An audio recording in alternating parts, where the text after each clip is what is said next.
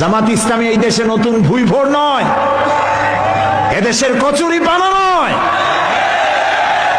পৌনে 1 শতাব্দী ধরে জামাত ইসলামী এদেশে কাজ করছে। বোমা মারার রাজনীতি জামাত ইসলামী করে না।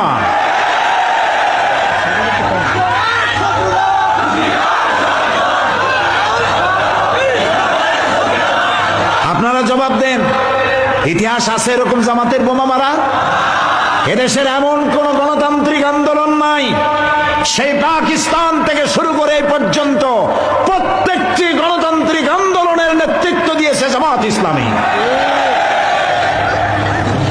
মারামারির পথ ধরে নয়, গণতন্ত্রের পথ ধরে।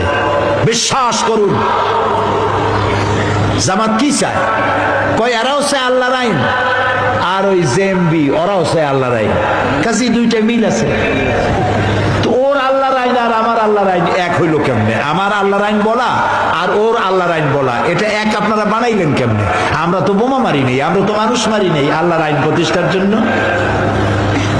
জামাত ইসলামের অসংখ্য সাহিত্য ভান্ডার ছড়িয়ে দেওয়া আছে সর্বত্র। একটা বই দেখে প্রমাণ করুন যে এই বইয়ের এই লেখার কারণে যুবকেরা উত্তেজিত হয়ে আল্লাহর আইন প্রতিষ্ঠার জন্য জজ মারা শুরু করেছে। বলেন বলেন। জামাত ইসলামী গণতান্ত্রিক পদ্ধতিতে আল্লাহর আইন প্রতিষ্ঠা করবে। সেটা কি? ওটা হচ্ছে মদিনায় রাসূলুল্লাহ যে কায়দায় রাষ্ট্র প্রতিষ্ঠা করেছিলেন, চুরি নাই, ডাকাতি নাই, জেনা নাই, হত্যা নাই, ধর্ষণ নাই, মানুষ দরজা খুলে ঘুমাবার সুযোগ পায়।